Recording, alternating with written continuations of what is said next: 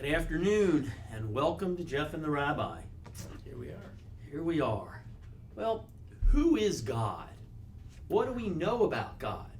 The simple answer is that God is one. God is everything. But if God is everything, does that mean that he is evil as well as good? If God is everything, then yes, he controls all good things and everything that we see is bad. Now, the Christians make it a lot simpler. They believe that a rogue angel named Satan controls all evil and temptation. So stay the heck away from Satan. The Greeks and the Romans had mischievous man-like deities that would trick people into doing bad things. But us Jews just have one God in control of everything, bad and good. So does that make God somewhat good and somewhat evil? No. I actually believe, this is my actual beliefs here, I actually believe that the greatest gift that God gives man is the ability to choose evil. Because that means that man can not choose it as well. What could be greater than that? Let's break things down to something we all know and love. Alabama football. Yes, all of us. Every team in college football wants to defeat Bama. That is their ultimate goal in life. Every rare once in a while, the one real champ, Alabama, will lose a game. But in the long run, they are victorious. So all of these other teams are really just there to eventually lose and show the world that Bama is always and always will be number one. Now, I know there are a few people in the world today still out there that cheer for Georgia or Auburn or one of those other contenders. But in the end, those other teams prove that they are the wrong choice and show the world that the one real champion is the Crimson Tide. Follow me here? Gotcha, I'm with you. Good. The point here is that evil and bad things are in the world just to allow you to finally make the correct choice, the all good, one God. So in college football, it all revolves around Bama. And in the whole world, it all revolves around our Lord and Creator. Everything else is just part of the game. Since I know that a rabbi agrees with my explanation fully, because he obviously went to rabbi school and he learned all this as well, we'd probably be done for the day, unless you have something else you want to add to No, it. really, I mean, like, what else could there be to We're pretty say? I much mean, done. you said it all. Alabama football, that's it. You know, and I guess, like, you know, at the risk of just being repetitious, maybe I'll just, like, re-say that Just using, throw, like, throw different some other things out there. terminology and, Well, yeah, right. Good. So if you recall, for those of us that are following along and the people that are, like, you know, addicted to their weekly Jeff and the Rabbi, Right. last All of us. session we talked about understanding why God created us. What's the purpose? And we came out with the fact that it's not about us being happy, but it's about us knowing God. And I used the whole comparison I talked about, like, what if you said, what's the goal of marriage? If the goal of marriage is to be happy, then if you're unhappy, bail out. If the goal of marriage is to know the other one, to know your spouse, to know your partner, then the more you get to know them, even though that might sometimes be uncomfortable, but the closer you're getting to your goal. Well, God wants you to know him. But here's where I want to take it a step further. All right. What can we really know of God after all? I mean, come on. Can we know that, for example, God is infinite? I guess we could know that, but what is infinite? That's a hard one to put your You know, finger on there. it's like a long, add like 80 gazillion more longs to that. I mean, a long time away. You know, this is like the kid will say, like, what happened before the world where there was God? Well, what was before that? Where there was God? What was before that? You know, like, it's one of those, there's certain things that we just can't grasp. Or God is the total wisdom. What does that mean? Like, I mean, you know, and he even knows, and what can you do? Just That's keep hard for us to figure just out. keep describing things. And it's impossible. There is, however, one aspect of God that we can know. That we can know. And when we know it, or at least to the extent that we can know it, then we really will know God. And what is that? Oneness. Oneness. Oneness. And just explain what you mean by one. It's Yeah, not like right. Yeah, you're like not talking we about we are number one and we beat everybody else. What do you mean by number one? we need a little definition. I think so. So let me describe it to you like this. I buy a ticket and I go to the game. Okay. I walk into the game, I find my seat.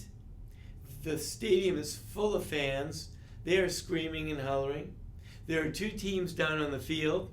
They are playing against each other. There are vendors walking up and down the aisles selling their goods, right? There's the production teams. There's the announcers up in their booths. There's the officials on the sidelines. There's owners and trainers and a myriad of other groundskeepers, and all this stuff is all going on, right? And why is what's happening? Because we're all here to see the game. Right. And this team is against this team, okay? Well, what if it turned out that I found out, because I have some insider information, I found out that actually one guy owns both teams. Wow, that would be interesting. And he's just having them do this game, but he really owns both of them, and he's having them play like a mock game. And they're doing all this mock stuff with each other. But really, he owns both teams. Is this rigged? Is this game rigged? Yeah. Like the Black Sox, like the World The game Series is rigged, and he owns both teams. Oh. Wow. So wow, you mean it's not two separate teams, really one team. And that means all the coaches on both sides, he must own them too. Right. Right? And that means the announcer also. And then, what if I find out that, you know what? Not only that, all the people in the stadium were hired by him to show up at the game and to cheer to the game. And then I find out that he actually rented the stadium also. And then you know what? I find out that this whole thing is a gigantic movie set, and they're filming a game, and everyone is working for the production company, which is producing the movie. And of course, I'm the only bozo that wandered in there and paid for a ticket. Everyone else was given a ticket and told to cheer for this side or that side. It's like a Twilight Zone episode. Here. It's a Twilight Zone episode. It's crazy here. Then what would I say? Oh my gosh, it's all one. There's one, and who is it? The producer of the movie. He's running the whole thing. It looks like they're competing, and it looks like the vendor is selling stuff to the customers, and it looks like the little kid needs to go to the bathroom, but the real kid doesn't need to go to the bathroom. Right. The kid is playing the part of the kid who needs to go to the bathroom. Wow. Right. Wow. And the parents are oh rats, now I'm going to miss the game, and on and on and on and on. And the whole thing is choreographed.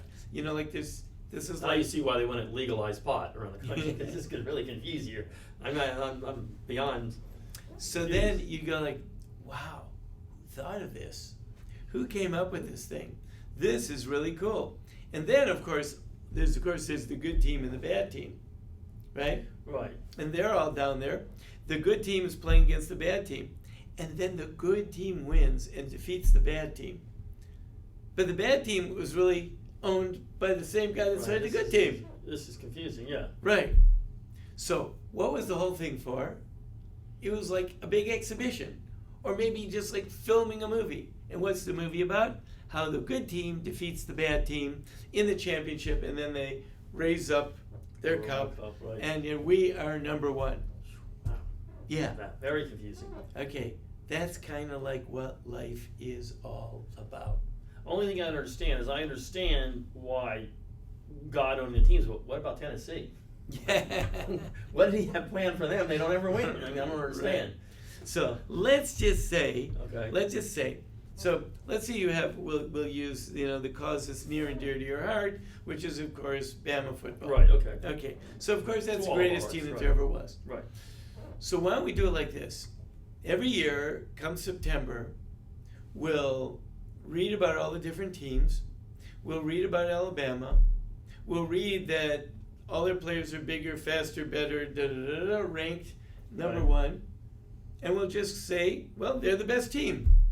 Give them a trophy. Then give them a trophy, right? Why play the season? That's a good point. Why even bother? I mean, they clearly are the best, right? And certainly, if they were going to be playing like Yahoo State and Wazoo State and Jones Community College, which they do some of those, right? We have a couple You of know, games. and they like stomp on their faces and all that, and then you're like, what kind of game was that? Right? It would get a little boring. Would get a little boring. So you know what you need to do? What you need to do is like every now and then, like you need Auburn to field a really good team, right? Right. Now, of course, really, Auburn's only fielding a really good team so that when Alabama can beat them, then that shows you how good Alabama is. Right. Right, because not that Auburn's really a good team, but we need to like pump them up to make them look like a really tough team, so that when Alabama beats them, then you go like, wow, they are really good. Because you know, if Alabama has like this whatever was it 13-0 schedule or something like that, and they played like Jones State Community College or something, we all know that what is that? That doesn't mean anything. Right. Strength of schedule, though. Ooh, yes, they that's played this true. guy and they played that guy and they beat him and they beat him. And they, that's really something. So, here's what God does. God says, I'm going to show you that I am one. I'm going to show you the whole thing Right. is all set up by me. And what am I going to do? I'm going to take I'm going to make another team. I'm going to call them the evil team. They're the evils. Gotcha. They're the evils, and they walk around with like pitchforks, and they're just evil, Seen right? 'em. They play evil, and they cheat, and they do all this, bad stuff, right? Right. And as a matter of fact, in order for you to really appreciate like how good I am, I'm gonna have to have them win a bit. I'm gonna have them kind of like win and do some pretty amazing stuff to show you how bad they are. Gotcha.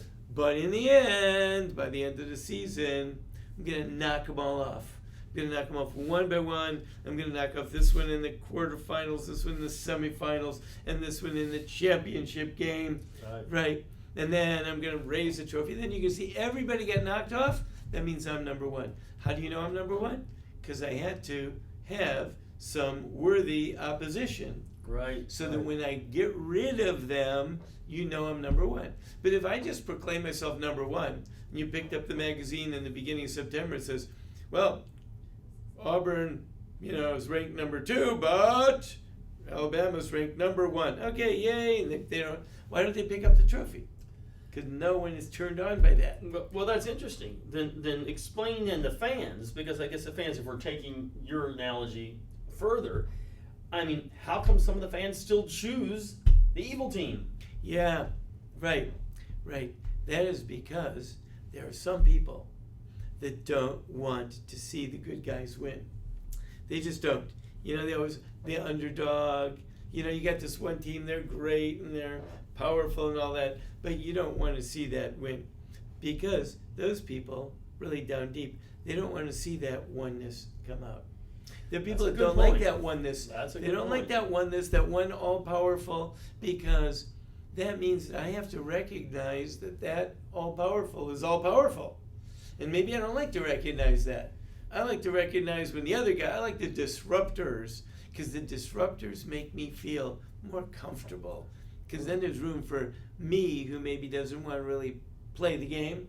I don't really want to go along. I don't want to have to be cheering with all the rest of the guys. That's true. Because then you have to learn the cheers. Yeah. Exact same cheers. And if it's for Alabama, of course, you have to be missing a couple of front teeth and all that. It does make it a little tougher. Yeah. That's important. So you don't want to do that. That's just the women. Right. That's not the players.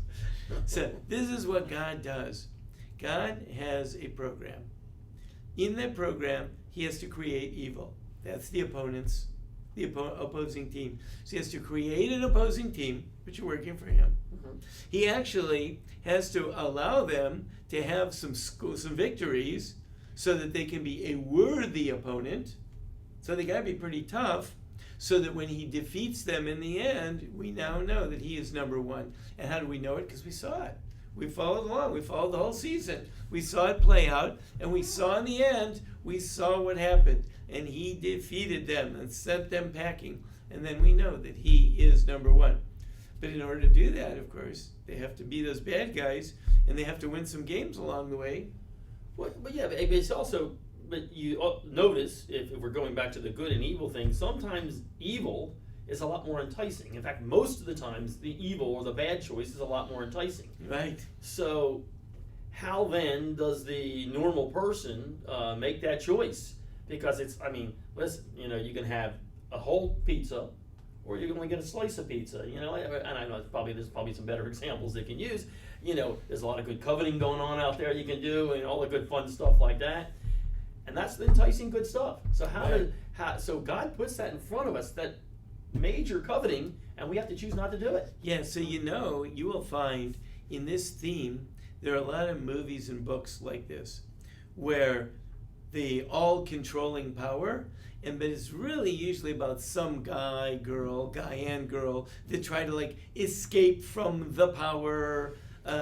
Carrie, what was the guy Carrie, the actor? He was in a TV show like this. Oh yeah, Jim Carrey. He's the one. Where it was all the fake world. Yeah, fake world. world. What is Right. Truman Show. Truman Show. There we go. The Yeah. Truman Show. Okay, good. We Right. have our research department. Right. Look that up right away. Research. All right. I got that. Johnny on the Truman spot. Show, yes. So these type of shows, but the show is usually about the guy that wakes up to it, tries to break away from it, right. tries to get it, sneak away, Mhm. from the big power and all. We usually don't like the big power because the big power seems to be very controlling. But if the big power was really goodness, and goodness was really on our side, and we came to find out that really all of this, there is one, and that one is really good and he's really taking care of me, we would be really, really happy in the end. That's his plan. That's the idea in the world. He wants to show us his oneness, which is his goodness. And that's really, not only is that the only part of God we can ever really understand anyway, but that really is the central part of God, because he is the smartest and the most powerful and the most eternal and the most. Just keep listing the most. But we can't really understand any of that stuff. But the one thing that we can get is his oneness, and that's the main point anyway. Right. And still, the whole problem is, when you say that's the main point, is the main point for us to overcome the thought that we're in control, overcome the thought that, hey, that's better over here, that's better over here, and make the choice, even though it might not be the fun choice, it might not be the best choice, but overcome all that and choose God. Because God's controlling it anyway. I guess we have to come to that realization, which sometimes is hard. But to be aware that my Creator, the one that made me, it's really great if you wake up one day and you read that Alabama wins all of the titles, NCAA titles. But it's even better when you find Alabama wins every one, and I am an Alabama fan. I'm with you there. Wow. Turns out that I'm really an Alabama fan. Wow, isn't that good to find out? Isn't that great news to find out I'm on that winning team? And I'm really a fan of that. That's really me. That's part of me. Wow. That's really great. Now, what we don't like is we wouldn't want to find out we're on the outside. But we don't find that out. We find out we're on the inside. We're part of that greatness. And that makes you feel really good. See, Alabama is great if you're an Alabama fan. One team always winning and defeating all the others is really great if you happen to be a fan of that team. But if you're not a fan of that team, it's not so good. So the poor guys at Tennessee, beside, dating their sisters and stuff, the thing that they probably can do is maybe, listen, they went to school in Tennessee, but maybe root for Alabama. Yeah, maybe just recognize greatness, right? Recognize greatness. But the purpose of greatness, it shows you it's great by vanquishing all evil, and then you lift up the trophy and you say, we're number one, because there is no other. And then it turns out that the reason all the other teams, as you said, the reason all the other teams played their games was just to prove that this team is number one. The reason you were out there, the only reason you ever even played, and even the games that you won, the only reason you won them is so that when I beat you, it would be even better to more prove that I'm number one. So everyone is just playing to prove that number one is number one. Wow, okay, that's interesting. They don't even have their own life. They don't have the world. All the people going to the game, if you say to all the people who are going to some game in September, do you guys know that the only reason you're attending this game and the only reason this game is being played so that you can prove that Alabama's number one? And they're thinking, what are you talking about, right? But in the end, that's the way it turns out. Wow. It turns out that everyone else is just playing to prove that number one is number one. Wow. So that's the only reason we're here, and that's why there is evil in the world. See, that's interesting. So evil is really just to support and prop up good. That's right. Just there to lose. Just there to lose. Just there to lose, and when you lose, you can see that the good wins. So we're at the end. That's who really was good all along. That's right. You have to create an antagonist, the protagonist, antagonist, so that the good guy comes out good in the end. Wow. Well, that's an amazing show. Also, the amazing part, after all these years, finally, the rabbi has recognized Alabama football, which is, it's been years, and I'm actually happy about that. And, you know, I'll do anything. anything on TV here. Anything you got to do. Well, amazing. Well, Roll Tide, that's exciting. The whole thing's exciting. And I guess, yeah, you got to choose the right side in football as well as in life. Yeah. All right.